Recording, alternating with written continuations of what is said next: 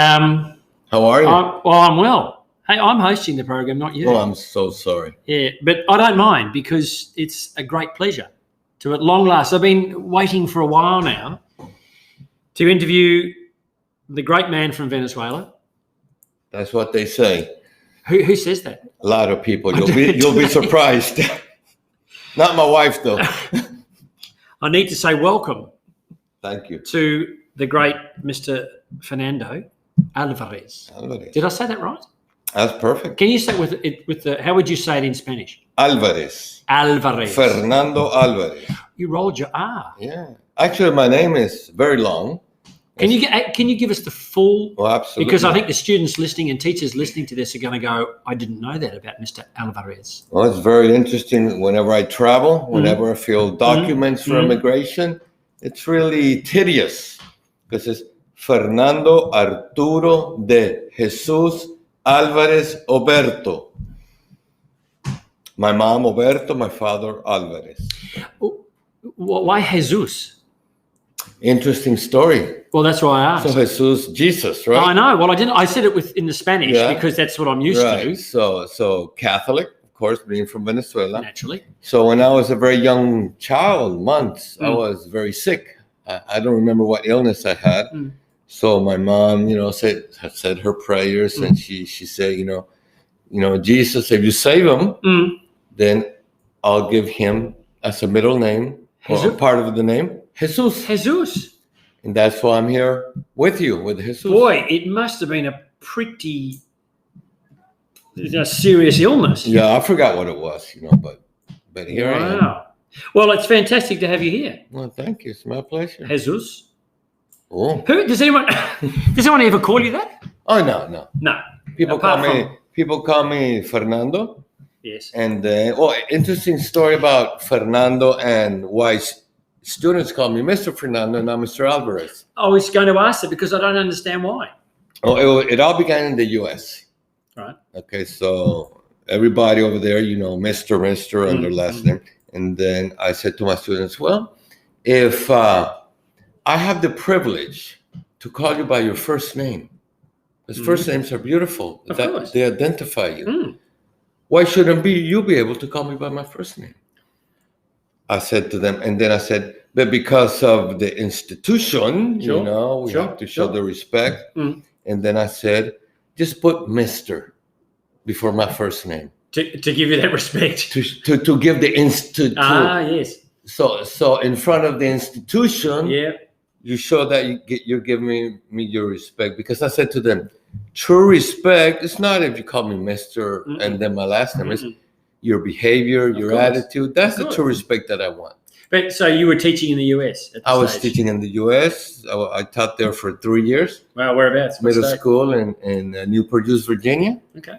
And then 2 years there. And in Georgia, the state of Georgia. Wow. For 1 year. Okay. And why did I think you taught in Texas? Why did I think that? No, I studied in Texas. That's right. Texas A&M University.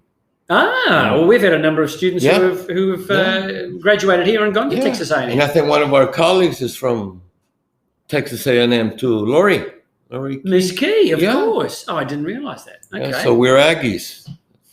The what? We're called Aggies. Why Aggies? Aggies, that's what we call each other. Like ISB Bears. Oh, I see. We're the Aggies. So it's a university full of tradition.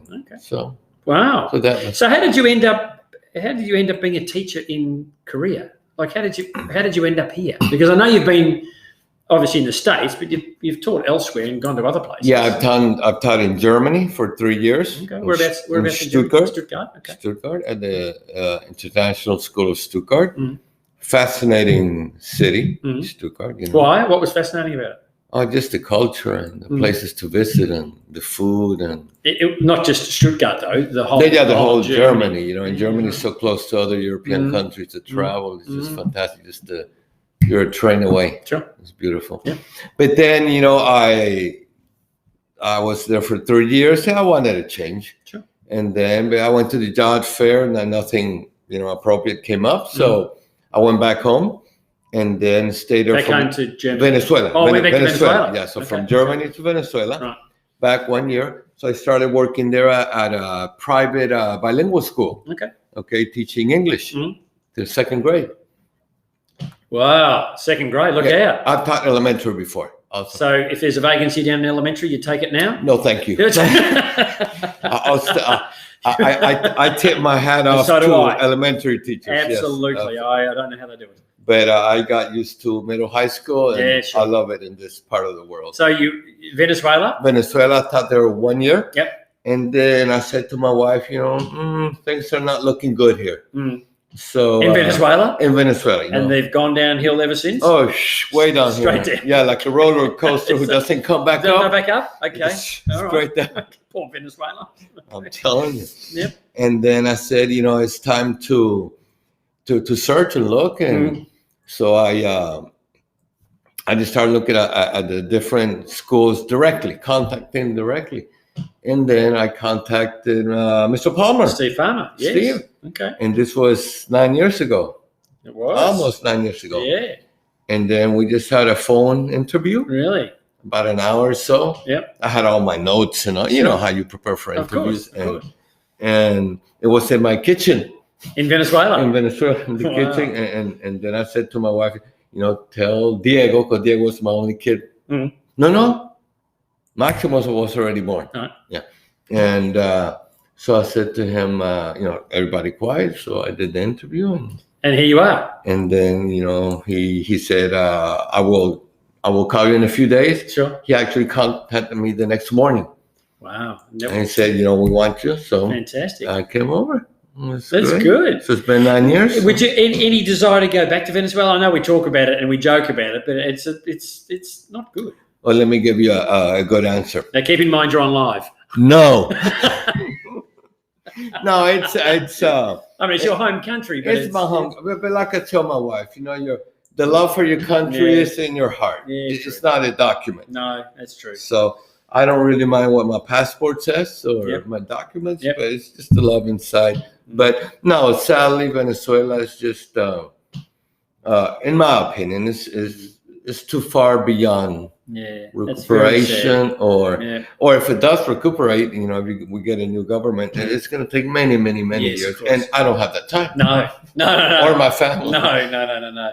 Well, I can't. There's no way I can remember all of those names. I'm just going to say thank you to Mr. Fernando. Notice the respect shown. Yeah, Mr. Let me repeat. Fernando Arturo de Jesus Alvarez Oberto. It's been fantastic talking with you. Thank you for the effort in saying all those 5 names. That's my pleasure. Thank you. Adios. Adios, muchachos.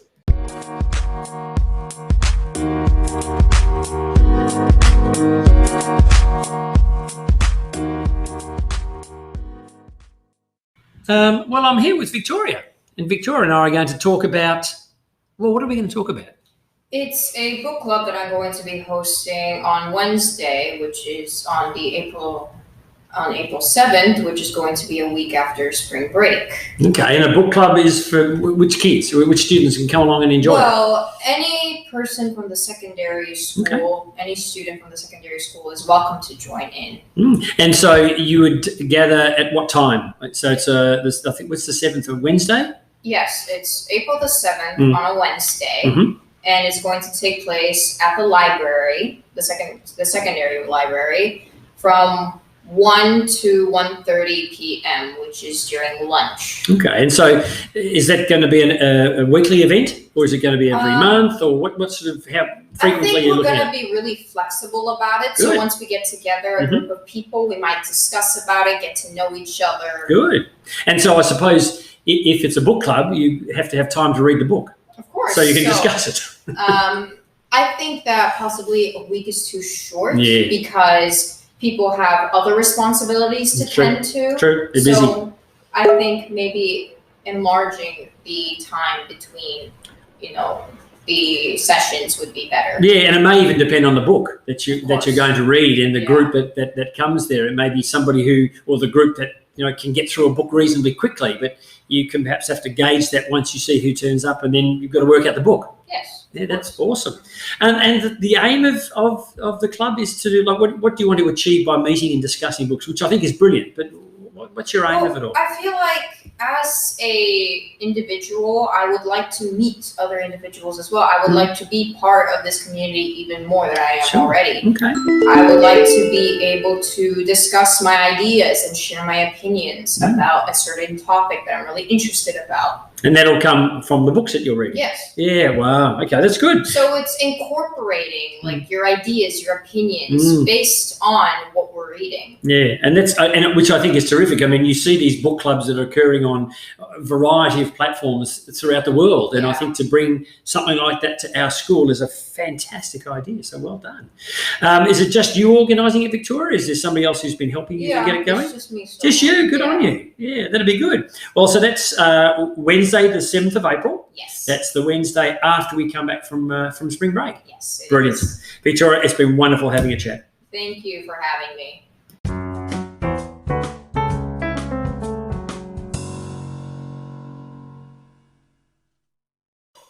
Well, it seems, Mr. Love, that I can't get enough of you, and it's wonderful. No, it's wonderful because you're passionate about what you do, and you're excited and interested about what you do. And we've just sort of touched base about mathematics for next year, and you've got all excited. What have you got excited about? So we started this new unit for grade 6 mathematics just yesterday, although we're slowly working our way into it over the last week or so with fractions and decimals. In any case, we're looking at percentages and we're applying a real world focus to their learnings, right? As any good teacher will do to make it relevant, right? For the audience. But I think part of your focus, and I know you and I have spoken before, you've said, I want to not just do things out of a textbook, I want to see how it applies in the real world. And I think that's obviously what you're passionate about, and that's what kids are taking interest in. Yeah, that's what engages them, right? Yeah. Well, that's why I'm here today, because we started talking about percentages with a bit of a global context focus of equality and equity around the world, and that led us to a major point of refugees.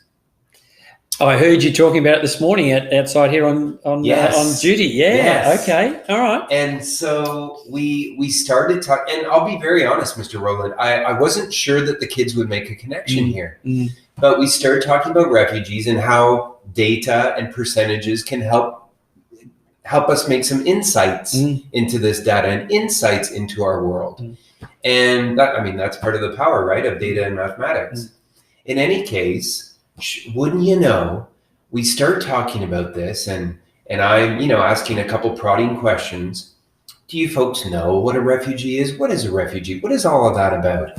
We got into the most rich discussion. Wow. And wouldn't you know, at least 6 students in the class, well, actually, I have a story that I can personally relate with my family, with my mother, with my grandmother, with my grandfather. And some of these stories were heartbreaking as well. Who were refugees? Yes. Wow. Yes. Yeah, okay. And So it's very, very personal. powerful. Yeah. Yes. And you know what else was awesome? Besides just that, it was how respectful the atmosphere was in that class. So they were Students were all quiet. They weren't distracted. Well, from what I could tell, they weren't distracted with anything else. Yeah. They were all listening very reverently. And just, listening to these real stories that's about fabulous. people who've had some pretty powerful experiences as far as refugee status goes. Which to be honest, I don't know about you, but I've never had experience of being a refugee. I mean, I've had conversations with refugees, but I haven't lived and breathed it like some of these kids' relations have, which is very powerful. Yeah, and here I am teaching it. Yeah. But then there's all these other rich experiences that can come from the kids themselves. And you know what else too that I really liked?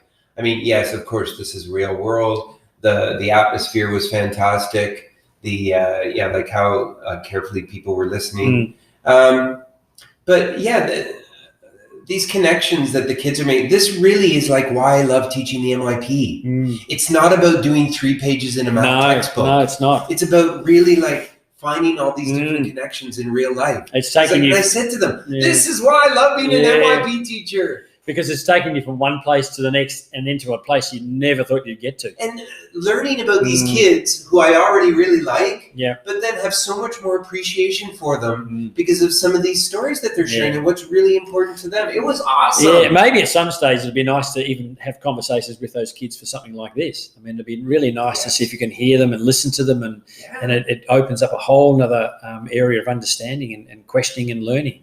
It'd be brilliant, yeah. All right, Mr. Love, as usual, it's been wonderful having a chat. Thank you.